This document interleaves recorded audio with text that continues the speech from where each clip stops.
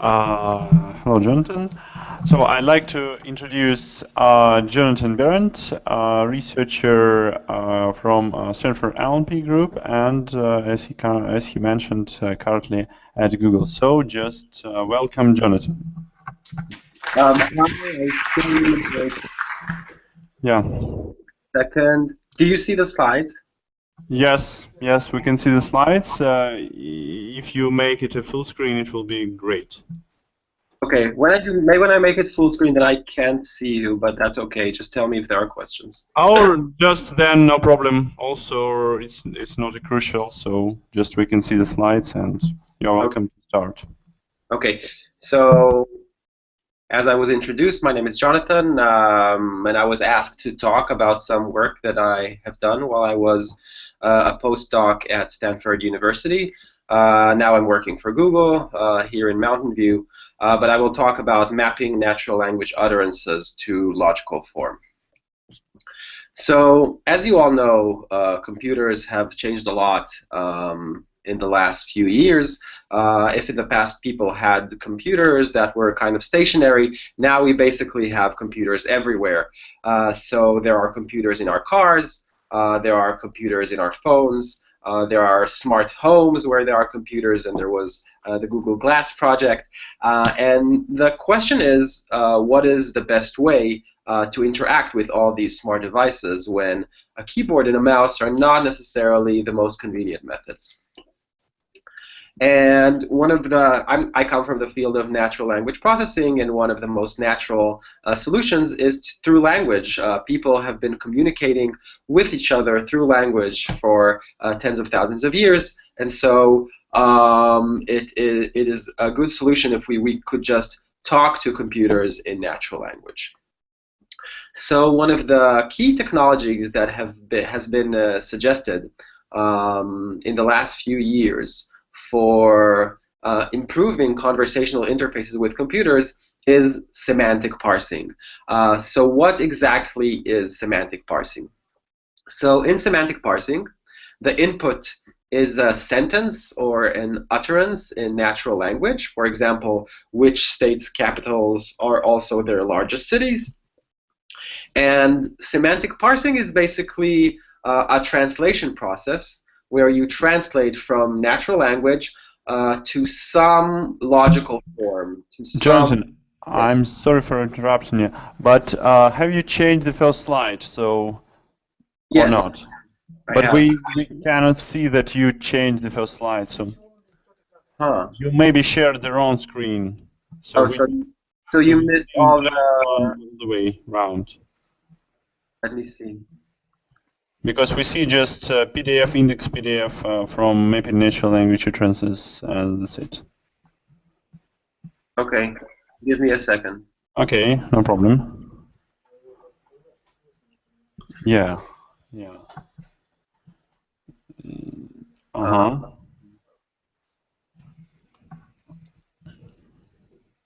know what? Let me stop sharing and then try again because I want to share it differently.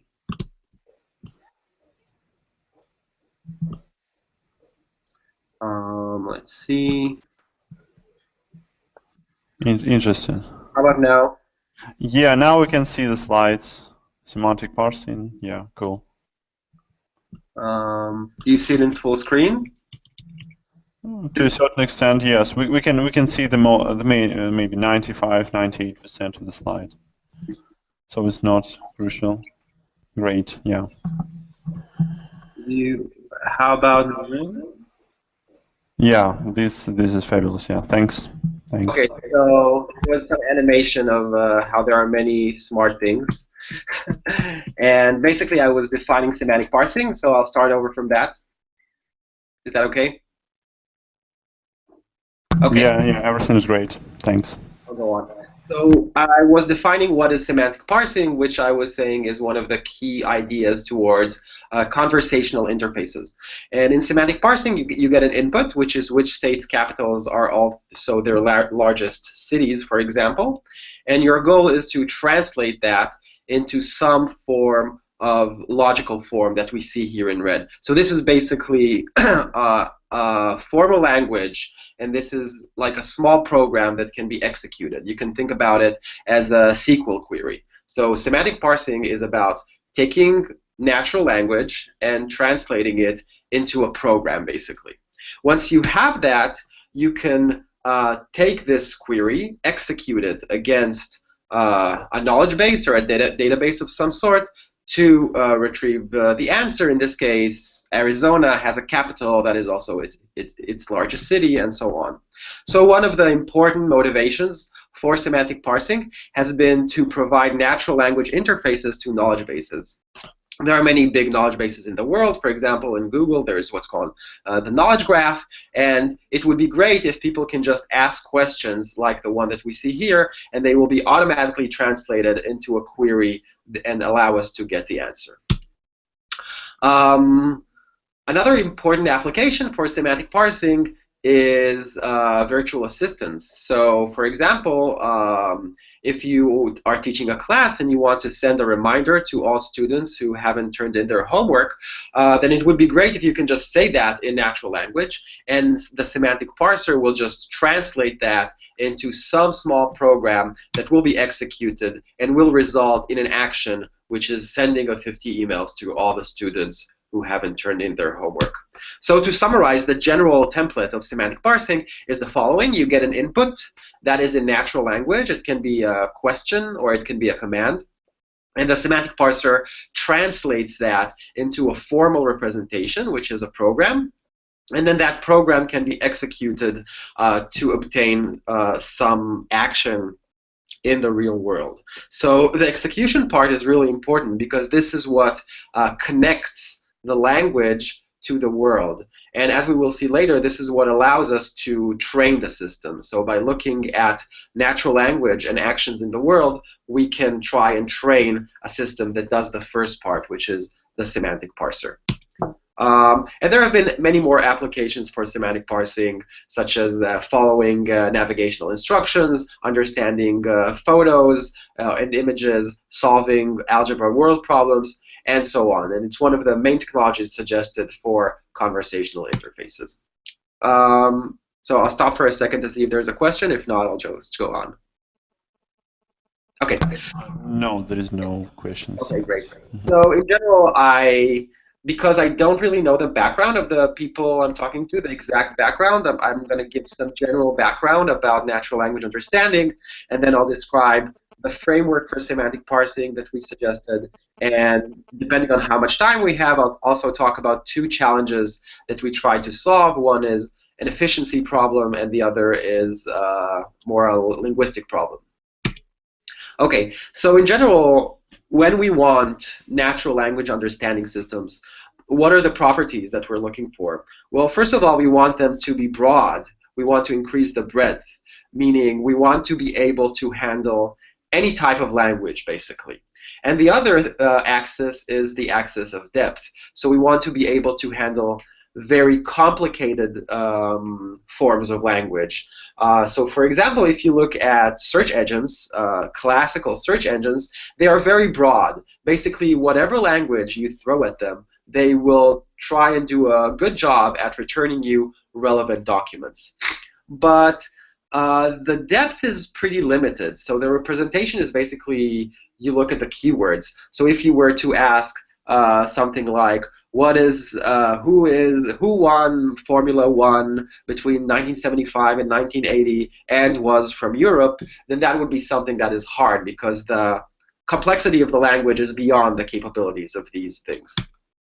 On the other hand, already in 1971, there was work about creating much deeper systems. So for example, there's a famous system called Sherdlu by Terry Winograd, where for a very, very, very specific domain, the computer had a very deep understanding of the meaning of words. So for example, there was a person, he would say to the computer, pick up a big red block, and the computer would understand that.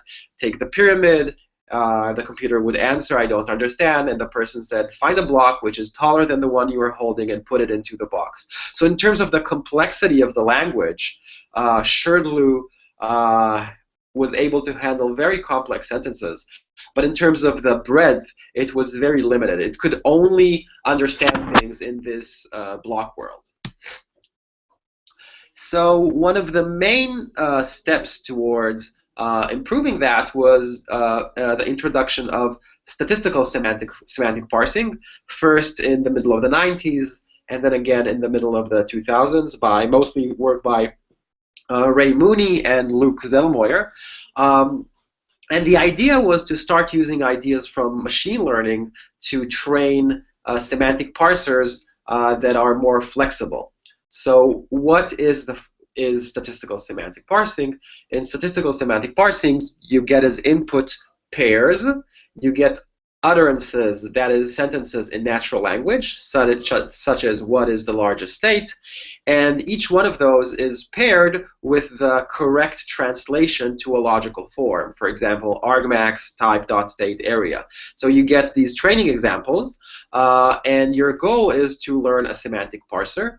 And the semantic parser is basically a function that, given a new, unseen utterance, such as what river crosses Colorado, is able to translate that into the logical form, into the correct representation. And that was great, but the problem was that this process is very slow and expensive, because to get a parser, you actually need a human, a person, to take these natural language utterances and translate them into logical forms. And that's a very slow and expensive process. And also, it could not scale to very large domains. Excuse me for a second. So if we look at the map, we can see that semantic parsing was able to push the breadth a little higher. So this is a map of the United States indicating that there was a lot of work on questions about United States geography. So this was definitely broader, but still very far from where we want to be, which is at the bottom right corner. And one of the solutions that was suggested for making these things more scalable was learning from answers. So instead of getting as supervision the correct logical form, you would just get the answer. So for what is the largest state, instead of getting the logical form that you saw in red, you will just get the answer, Alaska. And the main advantage of that is that now you can actually get answers from non-experts. And maybe you can get a lot more training data. But notice, of course, that this is a lot harder, right? So you're basically asked to translate from natural language into a logical form, but you never observe a logical form. So you never see any logical form, and your goal is to translate into logical form. So this is a lot, a lot harder. So the work that I will present here is in this framework, where your input is pairs of questions and answers, and your goal is to learn a parser on a very large knowledge base, a knowledge base that contains billions of facts, or basically to push ourselves towards the goal, which is at the bottom right. Again, I'm going to pause for like just 1 sec to see if there's any question. Okay. And I'm going to present the general framework, and depending on how much time we have, I'll talk about 2 challenges. One challenge is the exponential blow-up in the number of possible logical forms. So I don't know if you've ever seen this triangle, but this is basically a parsing chart. And in this parsing chart, we see that if you just look at the word Lincoln in a large knowledge base, you will see that there are many, many possible interpretations for that. So the most dominant one is Abraham Lincoln, but there's also a place in the United States called Lincoln. Actually, there are many places in the United States called Lincoln. There was a movie, there's a song, there's many, many possible interpretations. And similarly, there's a lot of possible interpretations for many of the other words, like Abraham and born and so on, conditioned that you don't know in advance the meaning of these words. And once you have all these possible interpretations, then they can be combined in various ways that combinatorially become millions of possible logical forms, even for very short sentences. So the question that we wanted to ask is, how can you search through this space of logical forms efficiently? How can you find the best logical form in a time that is reasonable. If you want to have these things on a mobile phone and you want to talk to them and have them understand what you say quickly. So that's challenge number one.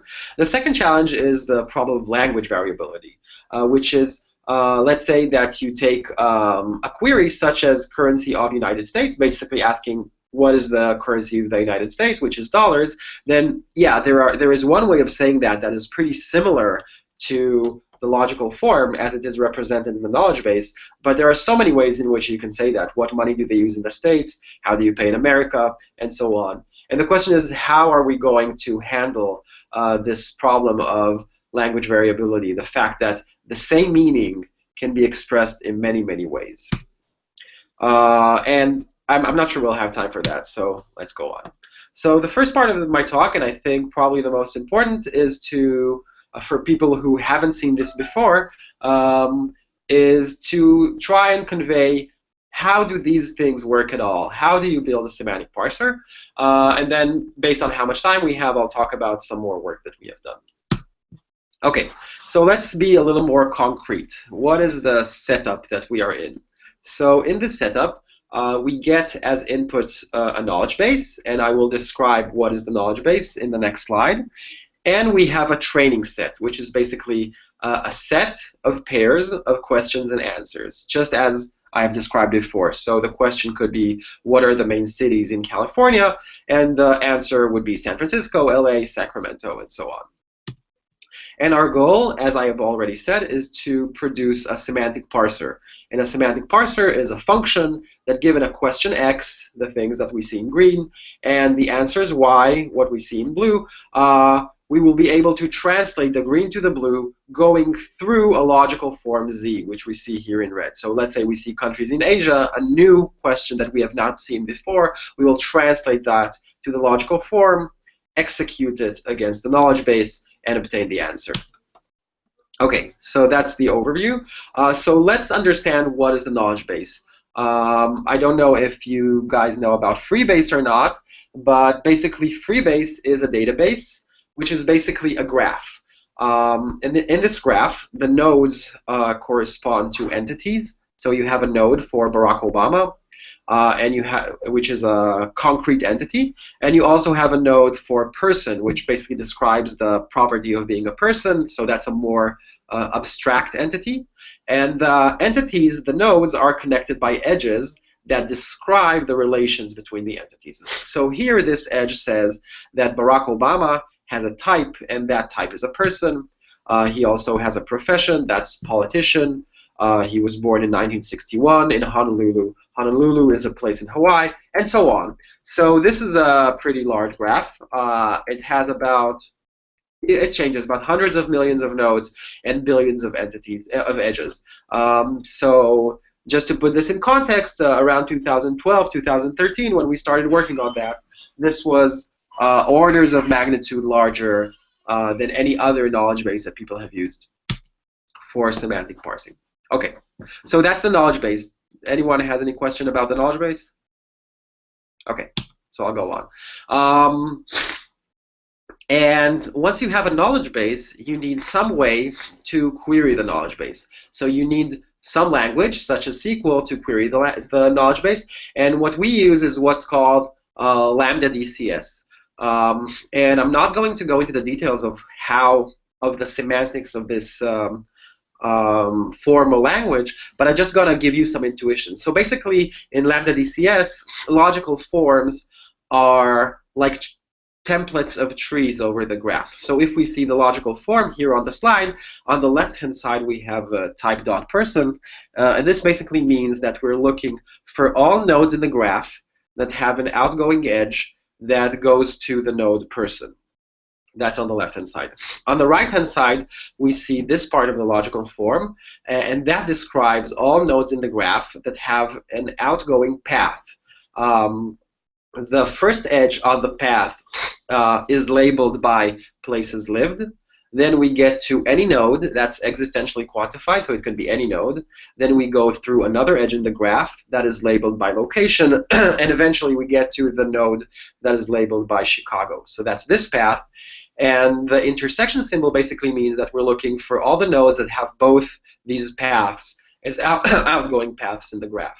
And once we have this template, we can match it against the knowledge base. This is done using standard software, and we can see that nodes that have the type person and that lived in the location Chicago, for example, are Barack and Michelle Obama.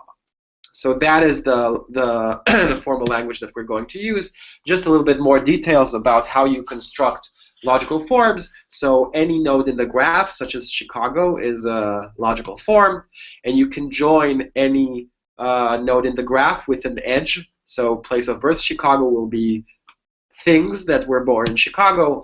You can have the intersection symbol that intersect two sets. So basically you can think of everything as sets. So this intersects the set of people with the set of things born in Chicago, and you get the people born in Chicago.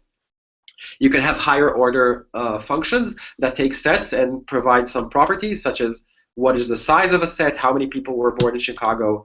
You can use superlatives, so given some set and some property of that set, you can ask things like, who was the first person that was born in Chicago, and so on. I'm not going to go over everything, but just to give you a rough idea of what this formal language is. And if you know what lambda calculus is, then basically it's just like a shorter way of writing lambda calculus. So that's all I'm going to say about that. Okay, so I've described what is the knowledge base and also what language we use to query the knowledge base, but the main thing that we care about is how do we translate from natural language to a logical form. So that's what I'm going to focus on next. So basically to do that, we have two steps. The first step is, given a natural language utterance, we are going to define a space of derivation trees. So I'm going to say what a derivation tree is soon, but basically this is a grammar, which is a context-free grammar, that defines a very, very, very large set of possible interpretation for the utterances. Something like, if it's 5 words, then it can be like 10 million possible trees. And every tree corresponds to exactly one logical form. So the first step is just defining this space of possible answers, and that is a structural part. And then the second step is a statistical part. So given that we define a large set of possible translations, how do we find the best one? And we do that using statistical methods. So first you define all of the candidates, and then you find the best one, basically. Okay, so let's talk about the first step, where you just, given the utterance, get possible candidates for logical forms through derivations. So, for example, let's look at, this could be a very simple grammar.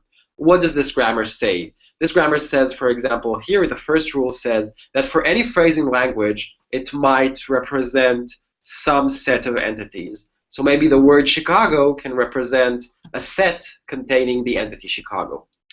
The second rule says, given any phrase, it could describe some relation between sets. So maybe the words live in correspond to the relation places lived.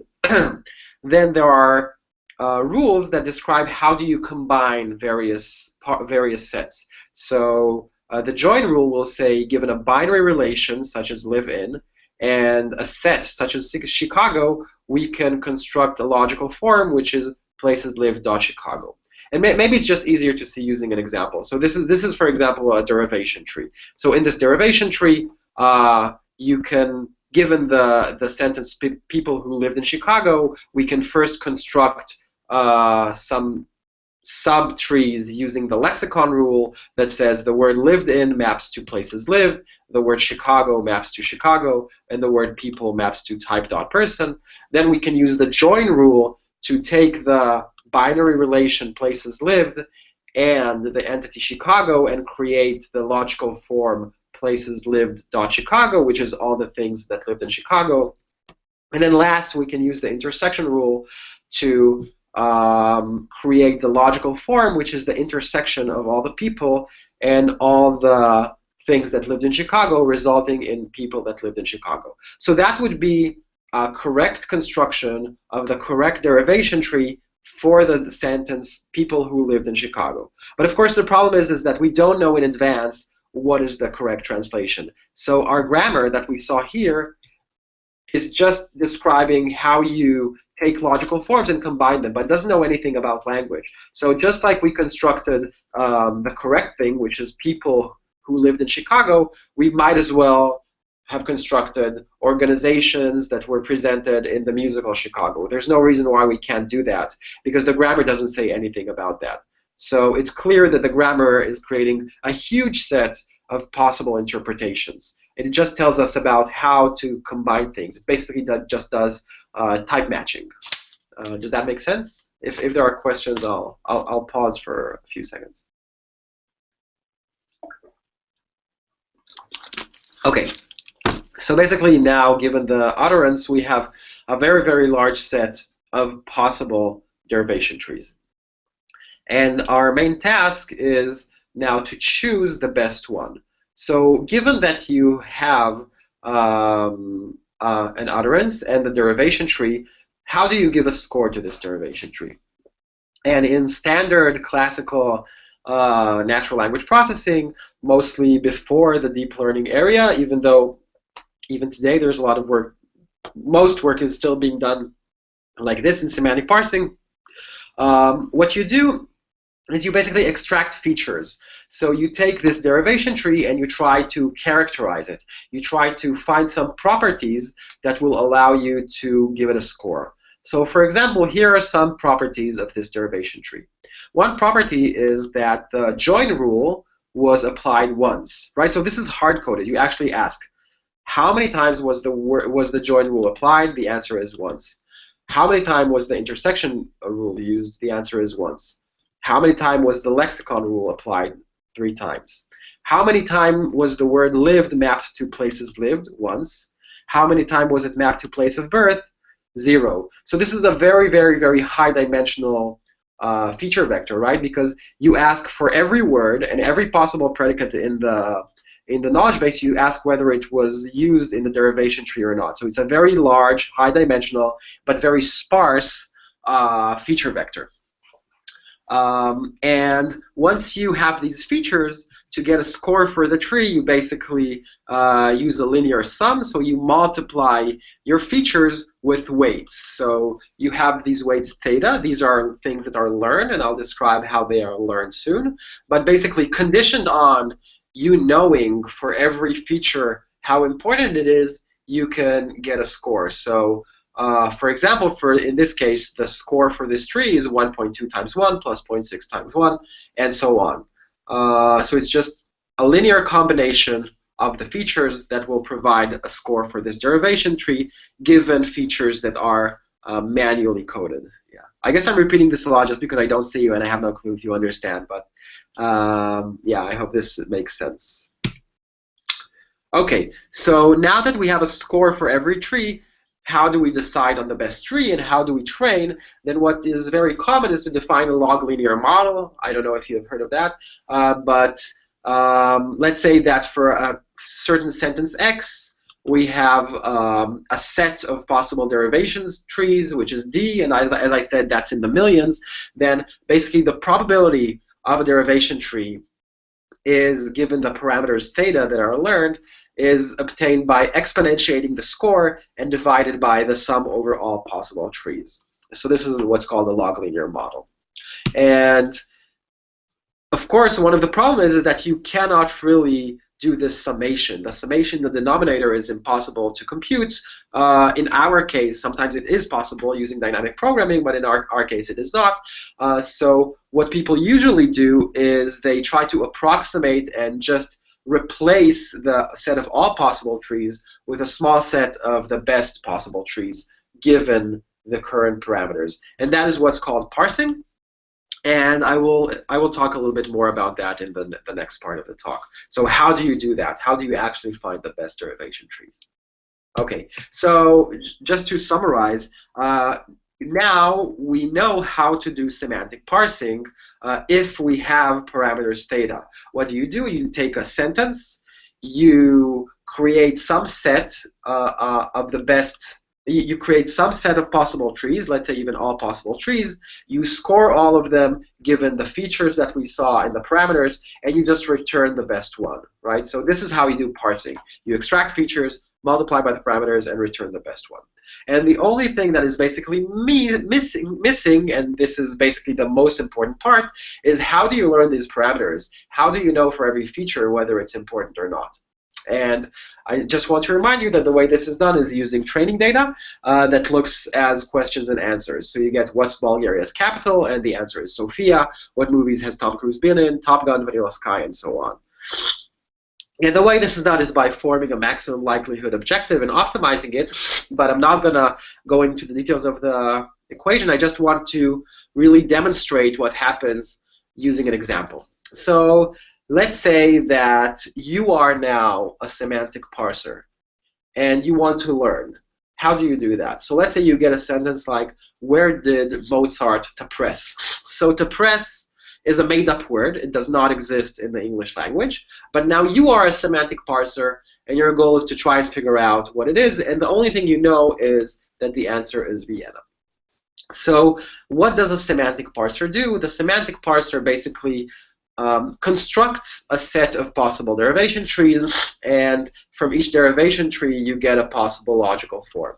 So the semantic parser will construct these derivation trees and execute them against the knowledge base, and now the semantic parser will notice that Mozart was not born in Vienna. He was born in Salzburg.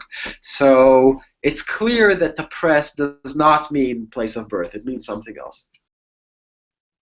So the problem is that there is still some ambiguity. We still don't know if the press means place of death or place of marriage, but maybe we will see another example, like where did Hogarth to press, and in this case we will construct the logical forms, execute them against the knowledge base, and in this case we will be able to determine that to press does not mean place of marriage because Hogarth was not married in London. And that will allow us to determine that the meaning of the word to press is place of death. And that is exactly what is happening during training. So when the semantic parser will see the first example, he will take a feature that looks at the word to press and looks at the predicate place of death, and he will say, okay, I'm going to upweight this feature, and I'm going to downweight the feature place of birth. And when we see the second example, we will upweight place of death, and we will downweight place of marriage. And after seeing these two examples, the highest score will be for to press and place of death. So that was basically how you do semantic parsing, the general framework for semantic parsing, where learning is done by looking at sentences, suggesting hypotheses, seeing which one corresponds to the correct answer, and then updating parameters that characterize those hypotheses. Okay, so I'm gonna drink water. If there are any questions, let me know. Yes, we have a question.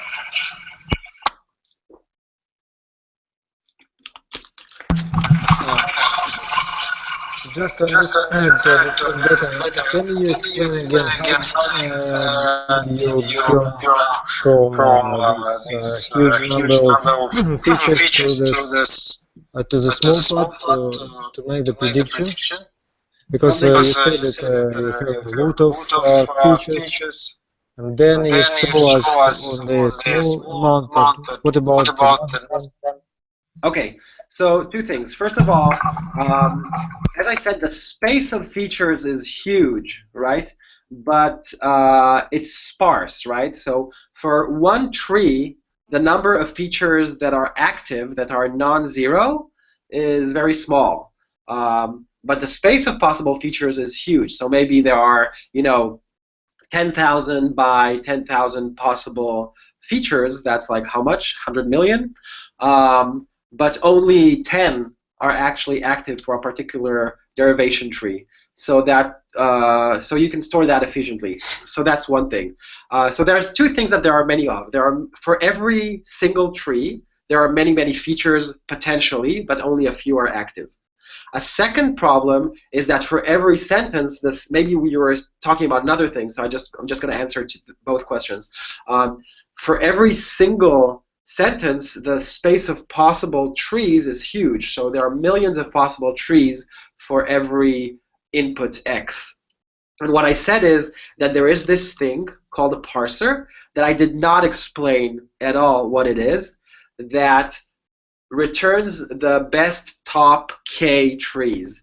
So I'm gonna talk about how this is done in the next part. So if k is 3, you will just get 3 here, right? But if k was 10 million, you would get 10 million. So conditioned on having something that returns to you just the best ones, then you can do that.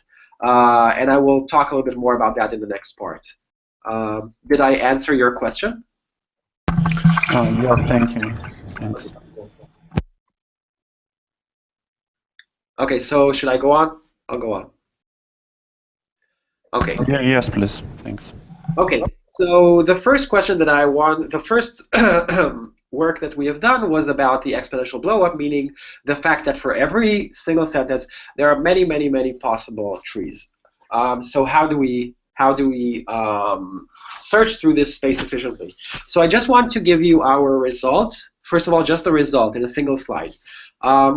So let's take a sentence such as, what currency does Jamaica accept? Sorry. I have a little cold, I'm sorry. So this is a parsing chart. I just want to explain what these numbers mean. So you see the number 1,139. This number means that there are 1,139 possible interpretations for the span currency does Jamaica when you use classical parsing methods. So I'm going to describe what are the classical parsing methods, but when you use standard techniques, you get about 1,000 possible interpretations just for the part currency does Jamaica, and you get 488 for the entire sentence. And the work that I'm going to talk about was able to substantially reduce the number of possible interpretations for every part of the sentence. So basically the idea is we're going to get this more or less the same result, but are going to do a lot less work. So this is what happens when you run algorithm 1. This is the number of trees that you construct, basically the sum of all of the numbers here. And this is what happens when you run our algorithm. So basically you reduce the number of trees you construct, and that's why you're a lot faster. So that's what I'm going to talk about. So first of all, I just want to give you intuition as to what is algorithm 1. What is the classical thing that people do when they want to find the possible parse trees. So it's called K-best beam parsing, and I'm not going to describe it very accurately, just to give like a general intuition. And the idea is the following. Let's say that we look at the sentence, Abraham Lincoln born in. It's kind of a made-up sentence just for this example. Then to find the best parse tree, you do the following thing. So the first thing you do is you look at the leftmost word, which is Abraham, and you look at all of the possible interpretation for Abraham. Let's say that there are 20 possible interpretations. After you observe these 20 interpretations, you're going to say, okay, I'm just going to keep a beam that contains the k best ones. So I'm going to get rid of all of the derivation trees that I can construct over Abraham, except for the k best ones. How do I know what are the k best ones? Exactly like I said before. So for every tree, you extract features, you have parameters, you use these parameters to determine what are the k best trees. So everything is conditioned on the current setting of your parameters. So you do this for the leftmost word. Then you move to the next word, Lincoln. You do the same thing. Maybe there's also 20 interpretations for that, and you keep the top k. For born, there may be 391. You still keep just the top k. For in, there are 508, and so on. So you go over all words in the sentence and keep the top k derivation trees over those. So now you want to construct a tree, derivation tree over 2 words, over Abraham Lincoln. So you can combine the k interpretations of Lincoln with the k interpretations of Abraham Lincoln, and you get k squared possible interpretations. And again, you just keep the top k. So then you move on to the next 2 words, Lincoln born, and you do the same thing, and so on. And now you move to spans of length 3, and at the end, you have k possible interpretations for Abraham Lincoln born in. and that is your output. So your output are the best k derivations over the entire utterance. I just want to say already that it's not guaranteed actually that it's the best k, but it's an approximation. There could be cases where this process does not give you the best tree, but it's going to give you something pretty reasonable. Does that make sense? Okay. So the problem with this, of course, is that generating all these derivations is very slow. So you actually need to create these k-squared derivation and then keep the first k for every cell in this chart, and that could be pretty slow. So again, just excuse me for a second.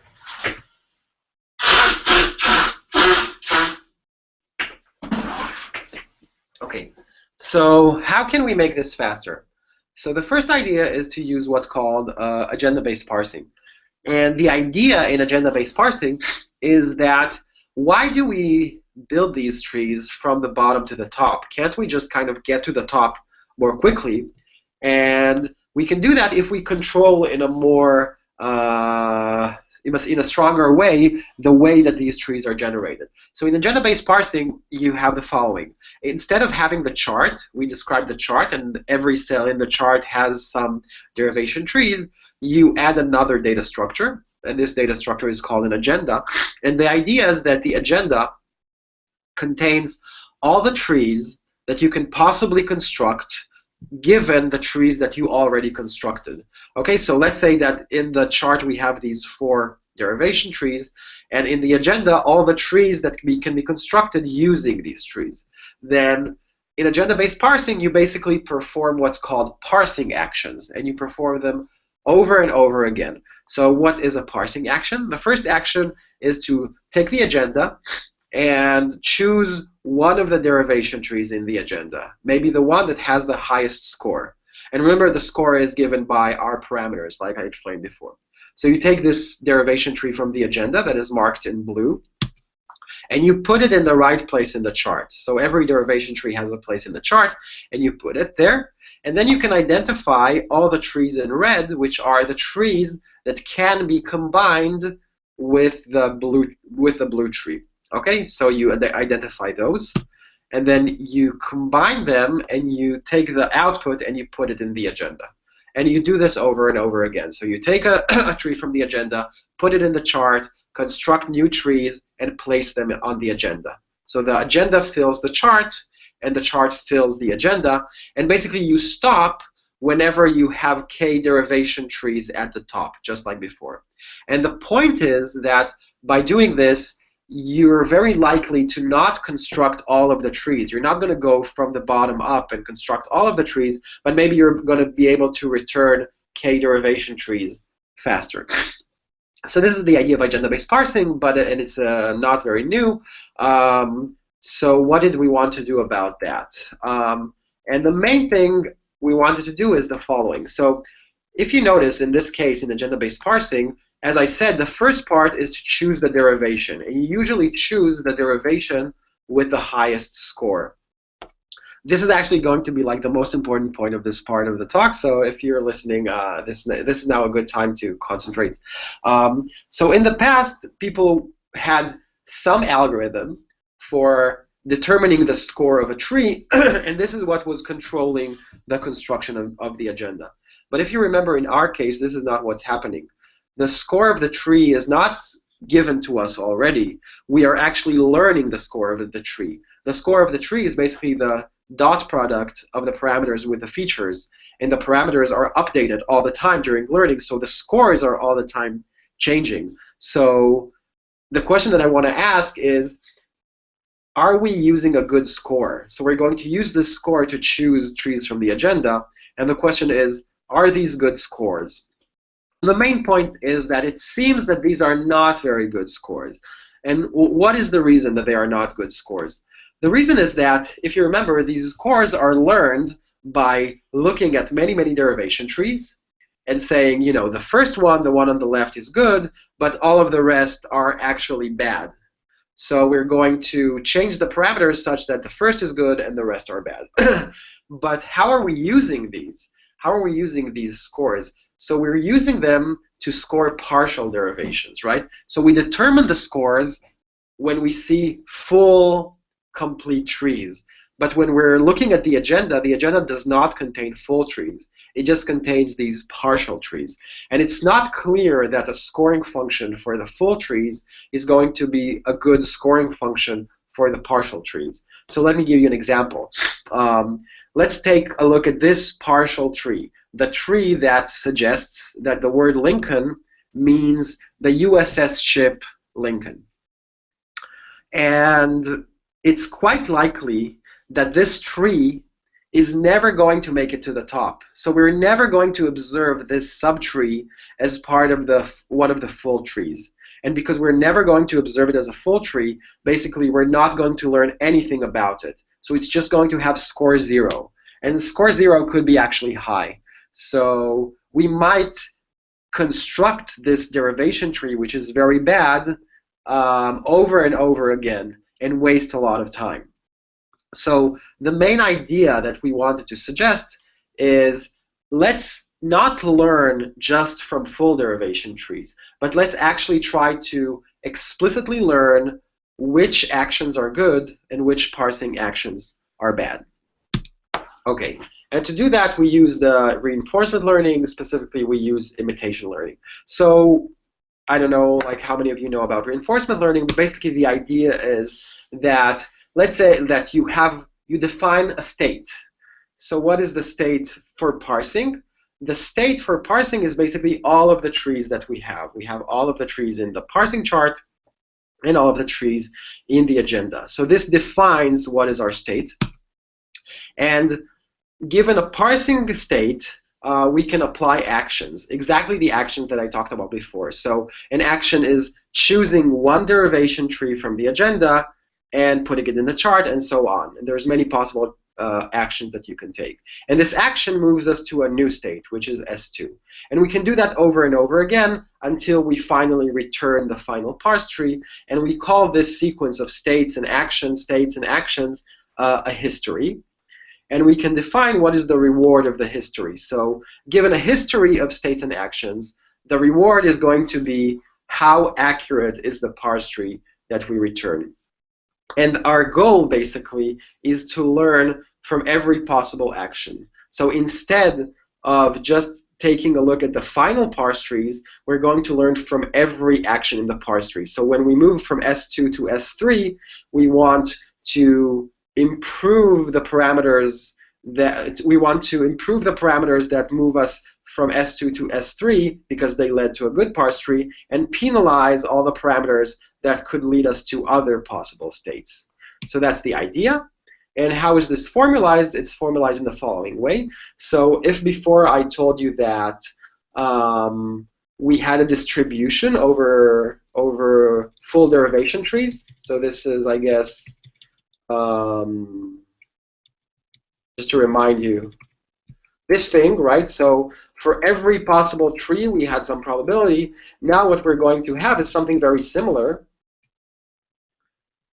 but instead of having a distribution over full trees, we're going to have a distribution over all the trees that are on the agenda. So in this case, what is the probability of the blue tree? It's e squared divided by e to the 4 plus e squared plus e to the 0, and so on.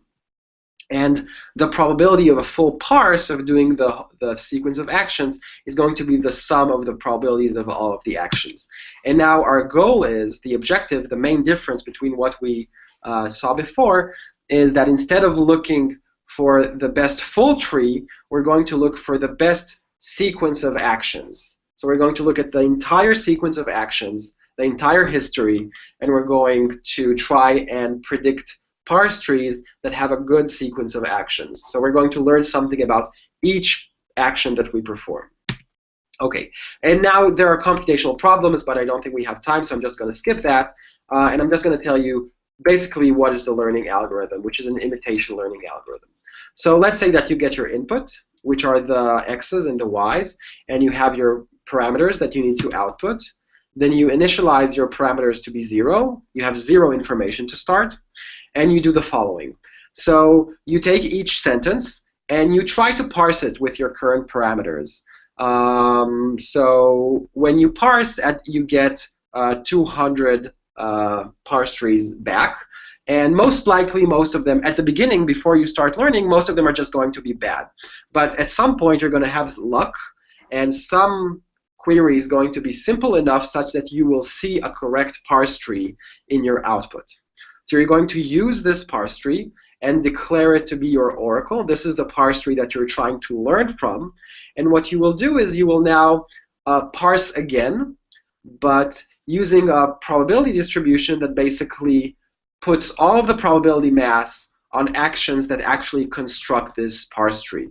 So any action that constructs the oracle parse tree will get very high probability, and any other action will get very low probability. And this is what you're learning from, basically. So again, I don't think we have time for the details, but basically, all the actions that you took to construct the good parse tree are going to be updated in a positive way, and all the other actions are going to be penalized. And that is how learning is done. I mean, okay, so this was very high level, and I just... Excuse me, Jonathan. Yeah. Could you please turn back to this slide here? Which one? What are rewards in your slides? Could you please? What is what? Rewards. Reward. The reward is basically you get a parse tree, right? You execute it against the knowledge base, and you get a set, right? The set of entities that corresponds to the logical form that you executed, and you have the answer that is also a set. So the reward is basically the F1 measure between the set that you predict and the set that is the gold set.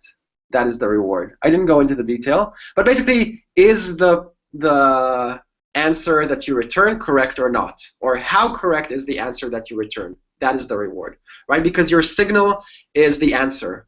So you look at your answer, you look at the predicted answer, and the reward is defined by some measure on those. In our case, F1 over the sets. Okay, thank you. Cool. So let's just summarize the very high level.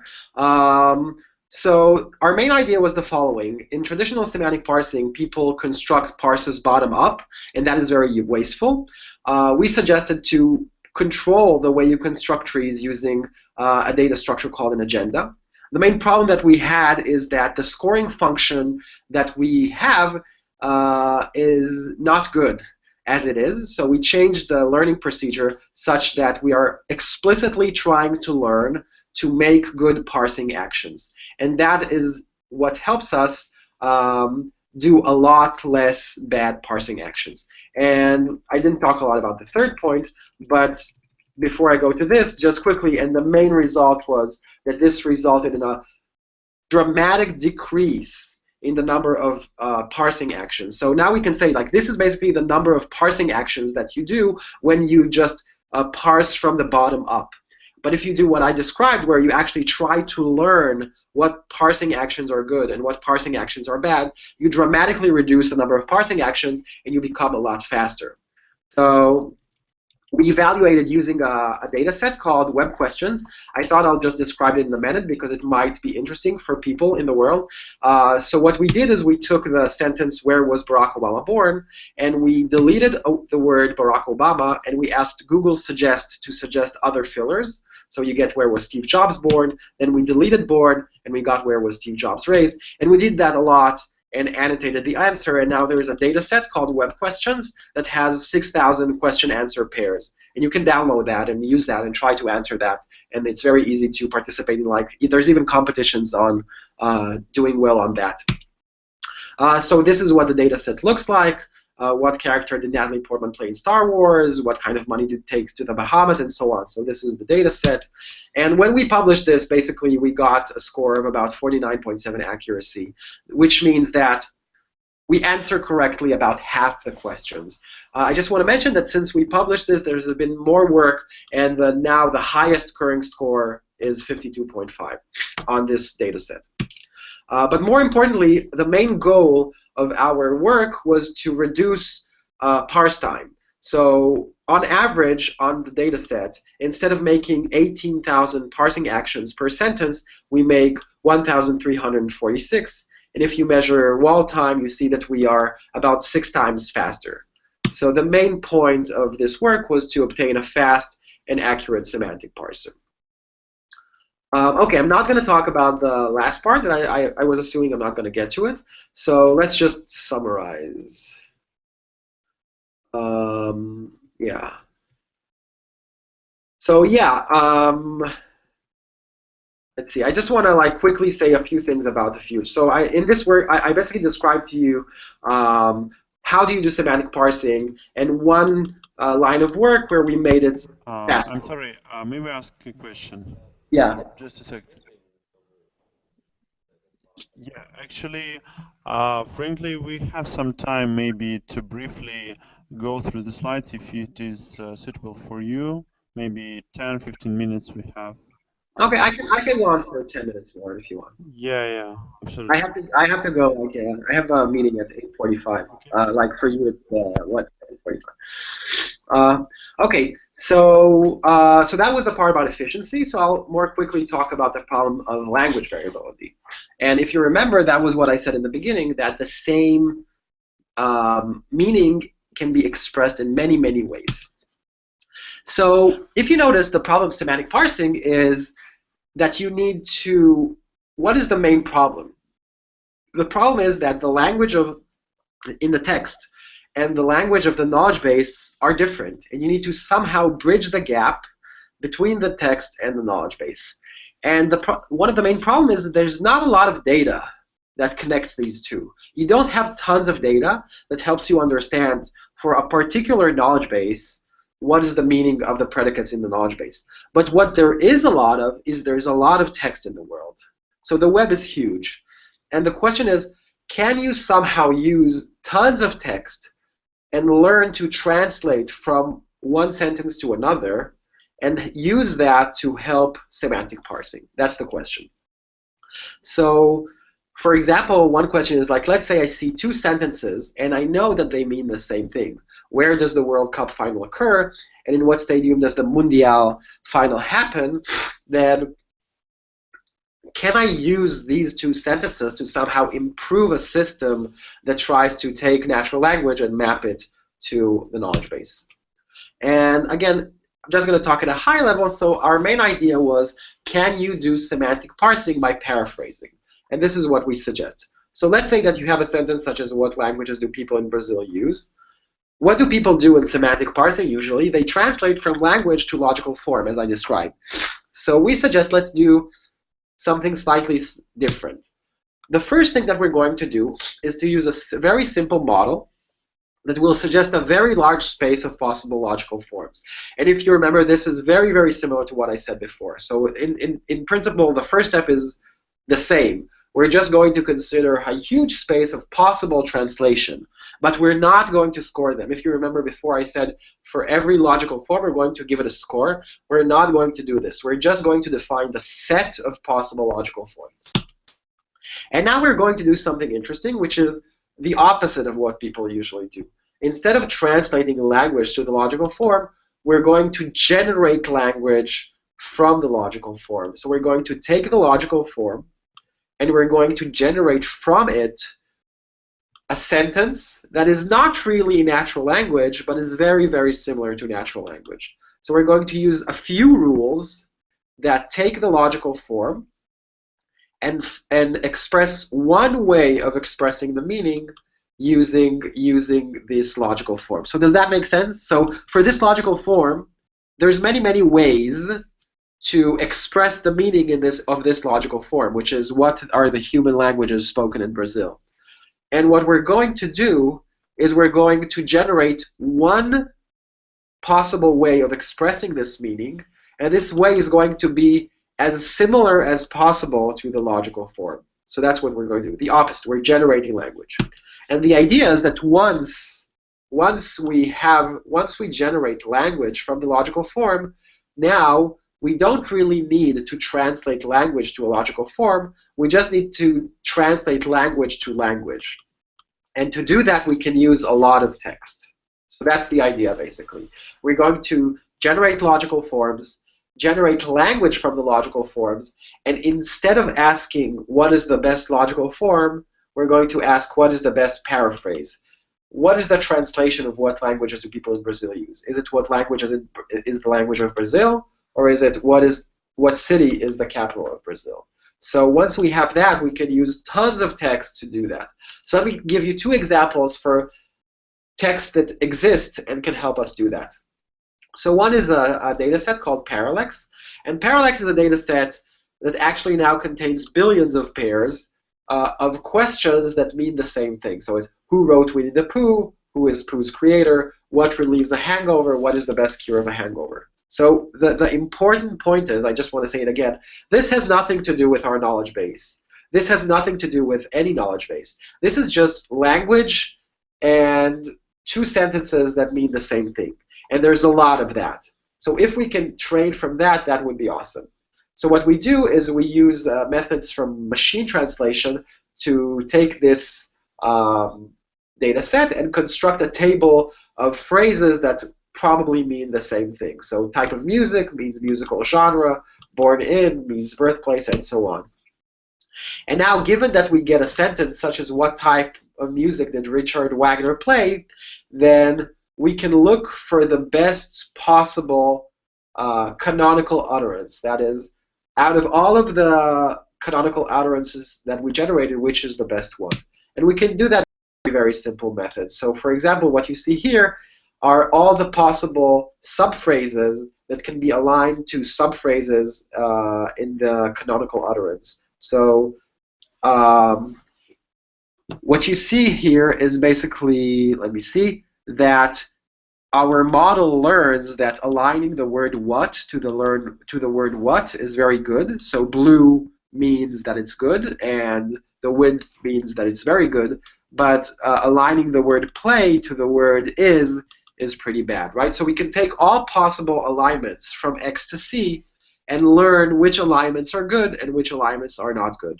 And then basically the score for an input utterance X and an canonical utterance C is basically the sum of all of these little alignments, and these scores are learned. So this is just very high level. This is how you can determine whether C is a good paraphrase of X. You break it into many small phrases, try to align all phrases in X to all phrases in C, and learn from the data which alignments are good and which alignments are bad. And this is just, like, again, the point is this is just language. This has nothing to do with a knowledge base. Another way to do that is using vector space methods. I guess I'm sure you've heard a lot about deep learning in your hackathon. But what you can do is you can just embed your sentences into a low-dimensional space. And if you get the sentence "Where is made Kia car," you can ask what sentence is the closest. And in this case, it is what city is Kia Motors headquarters of. And again, the point is that to do that, you don't need the knowledge base. You just can use a lot of language. So we train this on Wikipedia. So yeah, so to summarize, the main point of this part of the talk was we want to transform the problem of translating from language to logical form to the problem of translating from language to language, to a specific type of language which is very close to the logical form. And by doing that, we can use existing methods that use tons of text to improve the coverage, to improve our knowledge about how to map language to the knowledge base. So that's the high-level idea. Okay, so I just want to quickly talk about some challenges for the future. Let's say that how will we solve the problem of driving in our car and asking what is the cheapest gas station around here? And there are many things that are important. One important point is context. So right now, when people talk, they don't talk in single sentences. So people have actual dialogues. So we want to say, what's the population of Chicago? Who is the mayor? How old is he? Who is he married to? You want to be able to know that in all these cases, these mean the mayor of Chicago, and mayor refers to the mayor of Chicago, and so on. And there's not a lot of training data that deals with dialogue, but this is something that is extremely important for having more real immersive experiences when talking to your computer. Another important thing is to not work only with knowledge bases. So knowledge bases are nice, they have a lot of information, but people usually ask questions that require intersecting both information that is in the knowledge base and information that is not. Let's say that I want to say, what hotels in Moscow are dog friendly? So maybe I can find all the hotels of Moscow in some knowledge base, but how do I know if they are dog friendly? Maybe it says so on their website. So you actually need to intersect information that is in the knowledge base with information that is out of the knowledge base. Maybe in a table somewhere, maybe on the web, maybe the information is in a picture, maybe the information requires you to use a map. So being able to seamlessly use all these possible sources of information is an important direction forward. And the last thing I want to talk about is training. So if in the past people actually annotated logical forms, and then we moved to asking just answers instead of training from questions and logical forms, we trained from questions and answers, and those answers were obtained through crowdsourcing, which means through Amazon Mechanical Turk platform.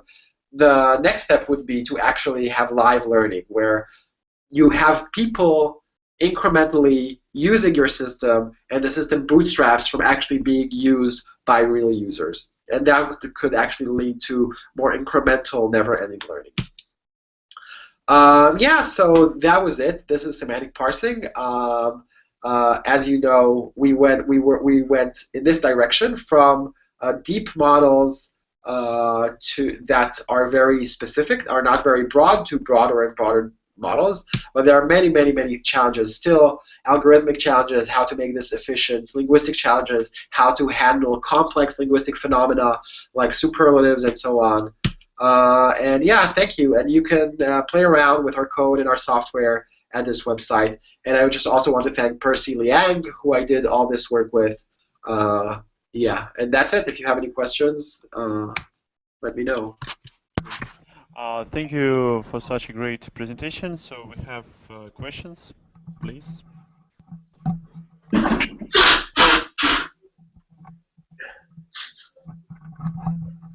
Hi there. Hi. Thank you for the very informative presentation. If I may, I want to ask several questions. Like the first one is,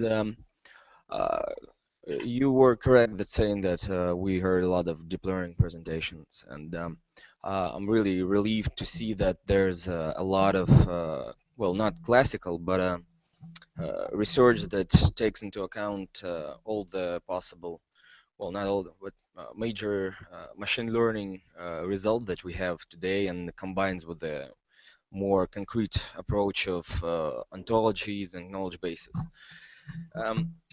And the question is there, what do you think about the possibilities of combining knowledge bases and ontologies with a distributed representation? Can there be like a mixed system that takes into account like approximate representation of meaning with the system that has concrete representation of meaning with predicates, and maybe tries to update it, I mean the knowledge base? Yeah, so that's a great question, and also it's a very, very, very active research area right now. So this is very hot right now because the deep learning is very hot, and people from more classical methods, or people in general, are asking how can you combine these two very different forms of representation. And I guess the answer is that there is already a lot of work that tries to do that in many, many ways. I can just say some of the things because I think there are many. So one classical thing that's already not very new is Markov logic networks, where people try to encode first order logic rules with weights, soft weights, and create probability distributions over worlds based on how well they respect the first order logic rules. This has nothing to do with deep learning. This was before that. Also, there is a lot of work now of trying to build neural networks that basically try to implement various logical constructs. There's a lot of work on that. In semantic parsing, I think like 2 weeks ago, there was a paper that was published about dynamically constructing networks where the network is composed of these little modules, and every module basically corresponds to some semantic logical operations. So maybe there's a network that applies the join rule, maybe there's another network that applies intersection, and so on. And I mean, more concretely about my personal opinion, so there's a lot of work on that in matrix factorization. There are methods on that. How do you like create this huge matrix where the columns are either soft representations or some representation of not even first order rules, but some sort of logical rule. Personally, I think the main advantage of using deep learning are these distributed representations that are low dimensional and can express the softness in the meaning of specific words. And I think it would be interesting to combine that with more. So I think the compositionality part, the way that you combine words, how do you combine meaning of two phrases to other phrases? How do you combine the meaning of two phrases to the meaning of their like concatenation? I think for that, many times it's good to use logic, but to express the meaning of a particular word, it's often very good to use a distributed representation that tells you a lot about how similar it is to other words. And I think there's a lot of work on that right now, but how do you have these hard rules that combine these distributed representations that are over whole sentences? So I guess, okay, if I have it to answer in one sentence, I would say I think a good way to do that would be by creating methods that use distributed representation and logic to create distributed representation over full sentences rather than single words. And I think the current work that just uses LSTMs, that like reads it from left to right, or convolutions, I think that is not completely satisfying right now. Yeah, thank you. And simple one. I asked this question to another presenter previously in our series of presentations. What do you think about the problem that some relations and laws and encoded in language are inherently vague and maybe not that informative, like a predicate that somebody lived in is not like physically correct. It would be something that people perceive and say use in their language, but momentary position of some person in time space is a physical concrete representation. Is there maybe attempts or ideas to have like several semantic levels that are interconnected somehow, which connect the language universe and connect like physical universe of actions and like causes of this kind of stuff? Yeah, this is a great question, and again, there's a lot of work on that in various ways. I mean, I guess you kind of talked about two things as far as I can see. One is the ambiguity of language in some sense. I don't know if that's what you meant. And so again, I understood this as two questions. I'm going to answer both. One is the ambiguity of language, where a single sentence can have multiple meanings. So I was talking about the same meaning being represented, being expressed in many ways, but there's the opposite problem. The same form can express various meanings, but usually in different contexts you can understand, right? So there's a lot of work on how do you, for a single word, like for example, there's work that says for a single word you don't represent it with a single vector, but you represent it with multiple vectors, each one corresponding to a different meaning. And then when you see it in a sentence, part of your task is to actually choose the correct one based on the context, right?